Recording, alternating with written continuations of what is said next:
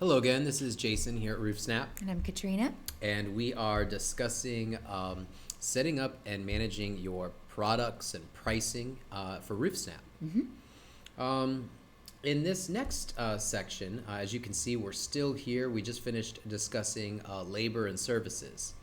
And one of the things that we had talked about in the last video is facet labels and how if you're going to be adding an additional labor charge for removing and disposing a second layer, that by labeling second layer on the roof plane itself under facets when you're drawing it is going to give you a measurement.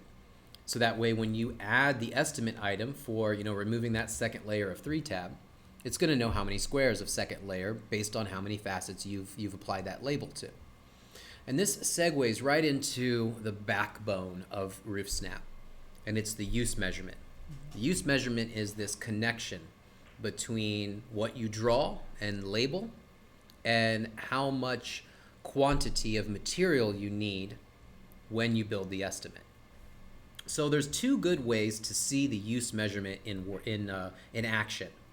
Let's start by going to the Materials tab here, Detailed View on the far right. Make sure you're in the correct office. And I want to look at Ice and Water Shield because it has a very important use measurement here.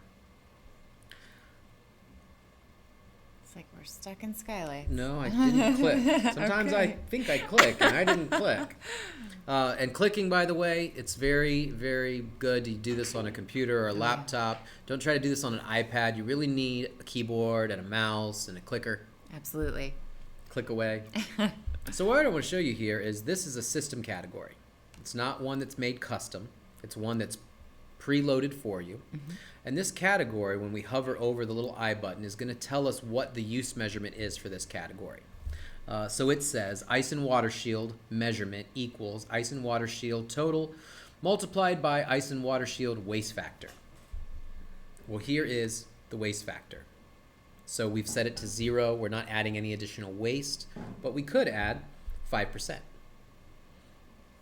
Going back to the I button here, Ice and Water Shield total. So when you go in and, in fact, are we in a position with a project where we could go in and draw a line real quick? Why don't you snap that image real quick, and Google's fine.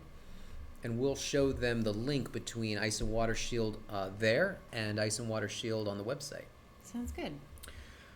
So while Katrina does that, I'll go into another verbal explanation here. The eave edge, when you label that line, if you've noticed, when you tap a second time on eave edge, it'll reveal a bunch of little hidden labels. All right, so Katrina is in a position now where we can transition over to the iPad screen. There we go.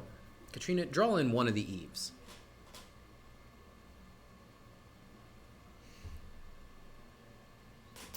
So I have an eve line here. Oh, there you go. Okay, so go ahead and select the eave label and then tap on it a second time. And as you notice there's Ice and Water Shield as a sub-label.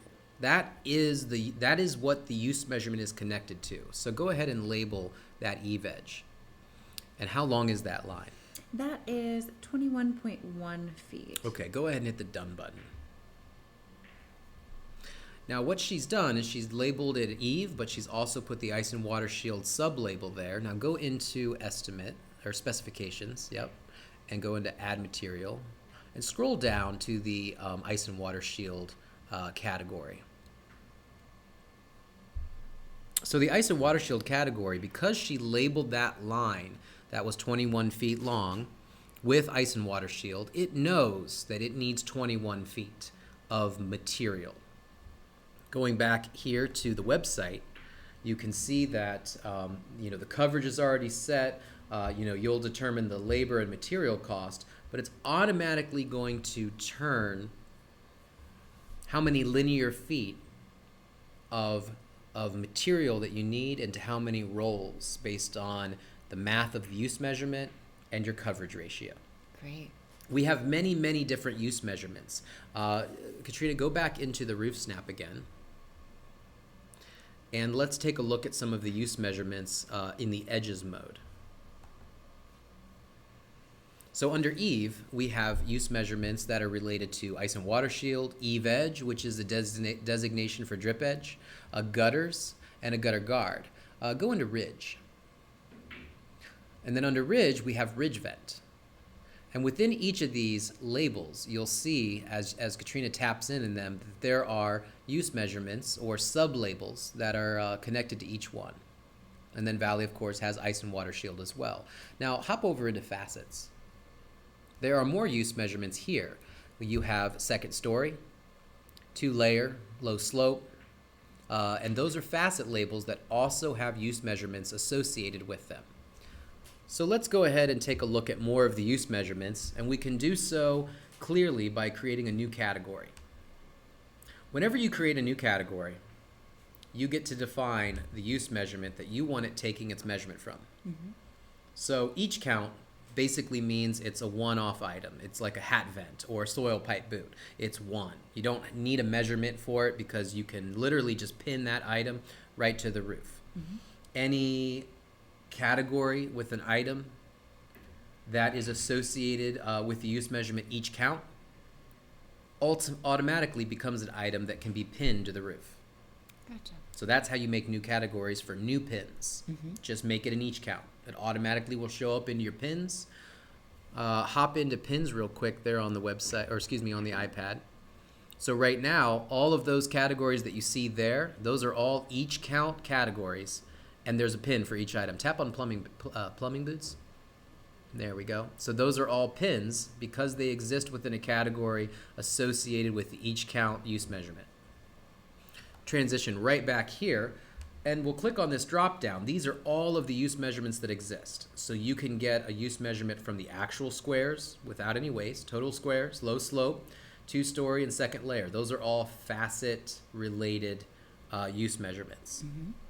And then edges and lines. These are all linear foot related use measurements. So if you need the measurements for a category of products, that's all eaves. Rakes, ridges, hips, valleys, step, and wall, and pitch change. Those are all your primary line labels. And then your secondary line labels, also called system categories, would be ice and water shield, ridge vent, rake edge, eave edge, step flashing, apron flashing, gutters, and downspouts. So when you create a new category, you must bear in mind that when you use a use measurement, you can only add products to that category that specifically apply. So if we're going to use Eve Edge, and we're going to create a new category called Edge Accessories, and click on Save. It's going to take a second for that to sort of populate in here.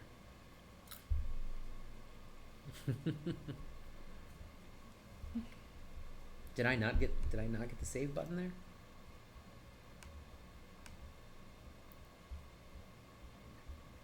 Tell you, I think we're running a little slow on the internet today.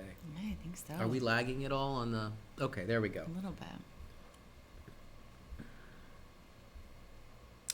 Oh, there it is. Edge Accessories, the category I just made down here at the bottom. It's my computer. My computer is lagging. Got too many things open.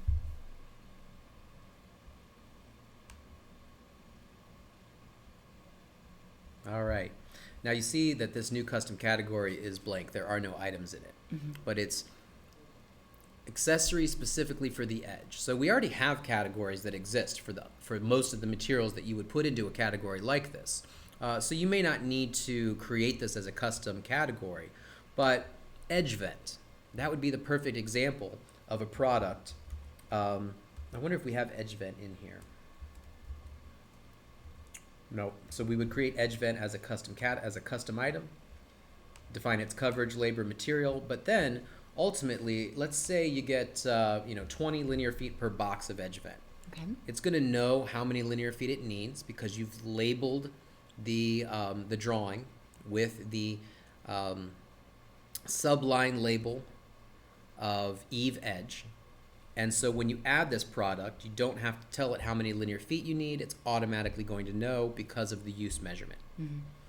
Going back into new category one last time, just as a final look at all of the different line labels. If you don't know which line your category is going to need, it probably means that you don't need a line measurement to begin with.